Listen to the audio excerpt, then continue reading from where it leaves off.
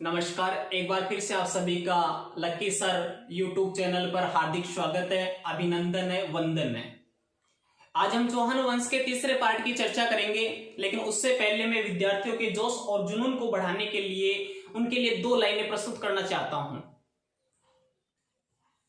कि पानी में तस्वीर बना सकते हो तुम, पानी में तस्वीर बना सकते हो तुम, कलम को शमशेर बना सकते हो तुम। अरे कायर है वे लोग, अरे कायर है वे लोग जो तकदीर पे रोते हैं। जैसी चाहो वैसी तकदीर बना सकते हो तुम, जैसी चाहो वैसी तकदीर बना सकते हो तुम।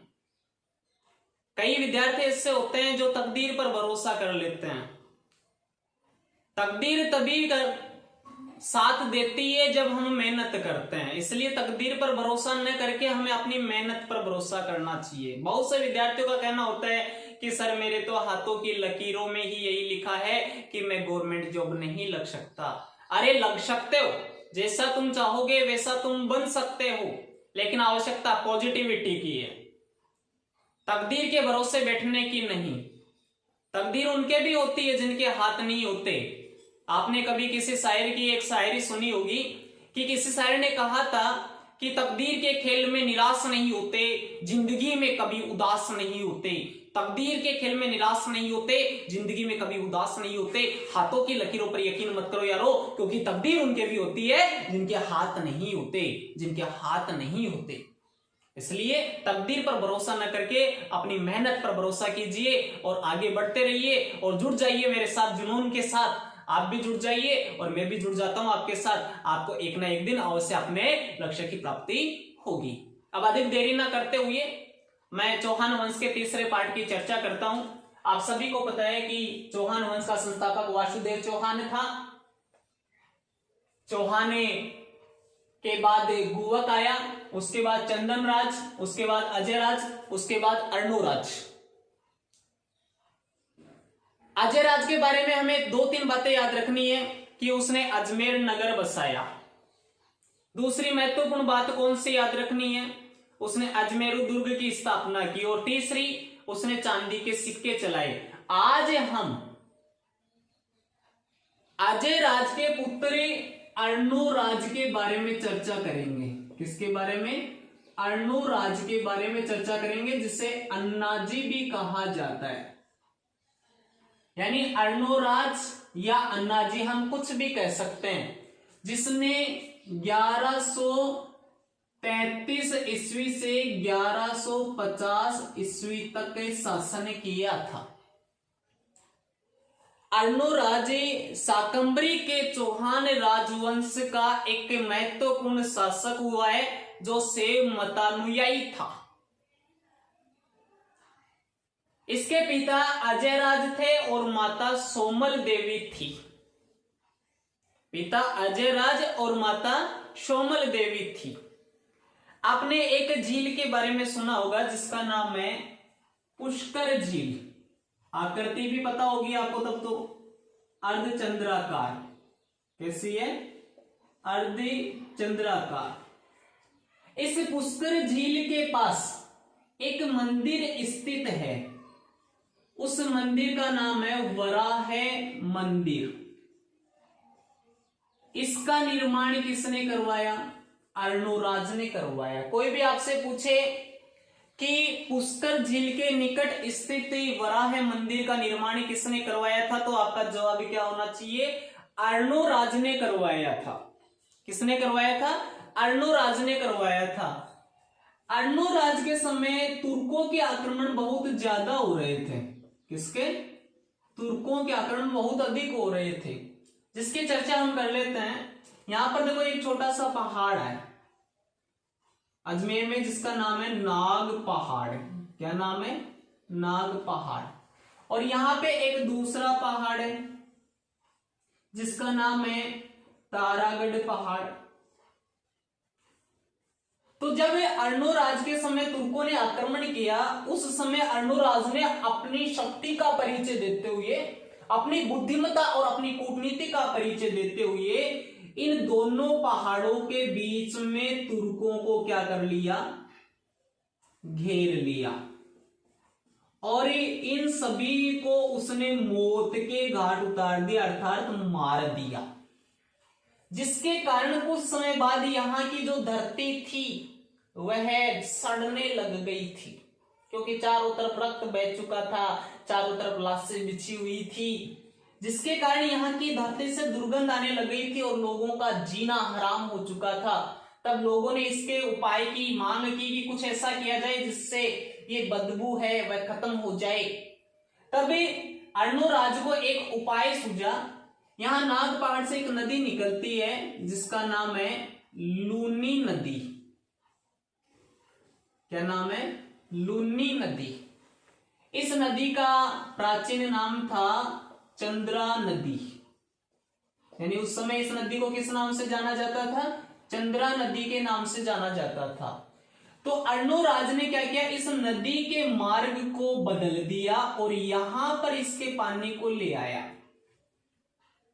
जिससे यहां की धरती साफ हो गई। और उसके बाद उसने यहां पर इस नदी के पानी को रोक कर एक झील बनाई, जिसका नाम क्या रखा? आना सागर झील रखा। पहले तो किसका निर्माण करवाया? वराह मंदिर का। उसके बाद किसका निर्माण करवाया? आना सागर झील का। कौन सी नदी के पानी को रोककर? लूनी नदी के पानी को रोककर। अगर कोई भी आपसे पूछे कि आना सागर झील का निर्माण किसने करवाया, तो आपका जवाब होना चाहिए अर्णोराज ने, अर्थात अन्ना जी ने। दूसरा, आना सागर झील में कौन सी नदी का पानी आकर रुकता है? लूनी या चंद्रा नदी का पानी आकर रुकता है। आना सागर झील कौन सी दो पहाड़ियों के मध्य स्थित है? तारागढ़ और नाग पहाड़। इसके बाद अर्णोराज के शासनकाल में एक बार यहां पर जहांगीर आया। कौन आया? जहांगीर, जिसने यहां एक बाग बनवाया था। उस बाग का नाम है शाही बाग। क्या नाम है? शाही बाग, जिसका दूसरा नाम दौलत बाग भी है। लेकिन वर्तमान में इसका नाम ना तो शाही बाग है और ना ही वर्तमान में इसका नाम दौलत बाग है। तो अब सवाल ये उठता है कि वर्तमान में इसका नाम क्या है? वर्तमान में इसका नाम सुभाष बाग है। क्या है? सुभाष बाग है। एक बार इस बाग में जहांगीर की पत्नी नूरजहां की मां, जिसका नाम था अशमती बेगम, आई। कहा? सुभाष बाग में। कहां पर आई?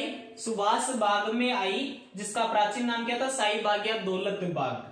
और यहां पर आकर उसने कुछ फूल तोड़े और उन फूलों से इत्र बनाया। कई बार प्रश्न आ चुका है कि भारत में सर्वप्रथम इत्र का आविष्कार कहां हुआ? अजमेर में हुआ। कौन से बाग के फूलों से? शाही बाग के फूलों से। किसने किया? अशमत बेगम ने किया। इत्र आप सभी को पता है सेंट या परफ्यूम को कहा जाता है। नूरजहां जहांगीर की पत्नी थी। नूरजहां का अर्थ पता है आपको क्या होता है? नूर का अर्थ सुंदर और जहां का अर्थ संसार, यानी संसार में सबसे सुंदर। तो ध्यान रखना है कि शाही बाग में नूरजहां की मां असमत बेगम आई और उसने वहां के फूलों से किसका आविष्कार किया? इत्र का आविष्कार किया था। यहीं पर एक नूरजहां का महल भी बना हुआ है। इसके बाद जहांगीर ने यहां लूनी नदी के पास यहां पर एक झरने का निर्माण करवाया। किसका निर्माण करवाया? एक झरने का, यानी झरना बनवाया, जो इतिहास में किस नाम से जाना जाता है? चश्मा ए नूर के नाम से जाना जाता है। किस नाम से जाना जाता है? चश्मा ए नूर के नाम से जाना जाता है। उसके बाद जहांगीर का पुत्र था जिसका नाम था शाहजहां। क्या था? शाहजहां। सुना होगा आपने। शाहजहां की पत्नी का नाम क्या है? मुमताज। उसकी स्मृति में किसका निर्माण करवाया था? ताजमहल का। किसका निर्माण करवाया था? ताजमहल का। तो इस शाहजहां ने इस आना सागर झील के किनारे पर 5-12 दरी 5 बारहदरी का निर्माण करवाया, जो बैठने की जगह होती है। क्या होती है? बैठने की जगह होती है। लेकिन अगर वास्तविक रूप में देखा जाए तो यहां सबसे अधिक योगदान किसका रहा है? अर्णोराज के समय में जहांगीर का, क्योंकि उसकी सास आई अस्मत बेगम, उसने क्या किया? दौलत बाग में इत्र का आविष्कार किया, और जहांगीर ने क्या किया? झरने का निर्माण करवाया, जो किस नाम से जाना जाता है? चश्मा ए नूर के नाम से जाना जाता है। एक शिलालेख है जिसका नाम है बिजोलिया शिलालेख। क्या नाम है? बिजोलिया शिलालेख। इस बिजोलिया शिलालेख के अनुसार ये बताया गया है कि अर्णोराज ने मालवा के, इसके मालवा का एक शासक था जिसका नाम था नरवर्मा। अब सवाल ये उठता है कौन से वंश से था? परमार वंश से। कौन से वंश से था? परमार वंश से। तो अर्णोराज ने बिजोलिया शिलालेख के अनुसार मालवा के परमार वंश के शासक नरवर्मा को भी पराजित किया था। और कई लेखों में अर्णोराज को परम भट्टारक, महाराजाधिराज, परमेश्वर की उपाधि से भी सम्मानित किया गया है। अर्थात ये बताया गया है कि अर्णोराज को परम भट्टारक, महाराजाधिराज और परमेश्वर की उपाधि भी दी गई थी। अर्णोराज के विशेष 3 पुत्र थे, जिसमें एक का नाम था सोमदेव, अर्थात हम कह सकते हैं सोमेश्वर। दूसरे का नाम था विग्रहराज चतुर्थ, और तीसरे का नाम था जगदेव। इन तीनों में से जो विग्रहराज चतुर्थ था, कौन सा? विग्रहराज चतुर्थ था, वह अधिक शक्तिशाली था, जिसने सांबर के राज्य का विस्तार बहुत अधिक किया था। किंतु अर्णोराज का एक पुत्र था जिसका नाम था जगदेव। क्या नाम था? जगदेव। उसने हेमचंद्र सूरी की पराशक्ति से वशीभूत होकर अपने पिता अर्णोराज की क्या कर दी? हत्या कर दी। और हत्या करने के कारण जगदेव को चौहानों का क्या कहा जाता है? पितृहंता कहा जाता है। अब आपसे कोई भी पूछे कि चौहानों का पितृहंता किसे कहते हैं, तब आपका जवाब होना चाहिए जगदेव को, जिसने अपने पिता तक की हत्या कर दी थी। लेकिन इसके बाद अर्णोराज का जो सबसे अधिक शक्तिशाली पुत्र हुआ, जिसका नाम है विग्रहराज चतुर्थ, उसने जगदेव प्रतिहार को गद्दी से हटा दिया। अपने पिता के हत्या अपमानित करने का बदला ले लिया था। और उसके बाद विग्रहराज चतुर्थ शासक बना था। विग्रहराज चतुर्थ के बाद सोमेश्वर देव चौहान बना था, और सोमेश्वर देव चौहान के बाद पृथ्वीराज चौहान बना था, जो टॉपिक बहुत ही ज्यादा इंटरेस्टेड रहेगा। लेकिन एक पढ़ने वाले विद्यार्थी के लिए हर टॉपिक इंटरेस्टेड होता है। तो कल हम चर्चा करेंगे विग्रहराज चतुर्थ के बारे में कि किस प्रकार से उसने अपने साम्राज्य को चरम सीमा पर पहुंचा दिया था, अर्थात चौहान साम्राज्य का बहुत अधिक से अधिक विस्तार किया था। तो फिर मिलते हैं अगले वीडियो में एक नए जुनून के साथ, एक नए जोश के साथ। अगर आपको ये वीडियो पसंद आया हो तो अधिक से अधिक लाइक करें, शेयर करें, सब्सक्राइब करें। जय हिंद, जय भारत।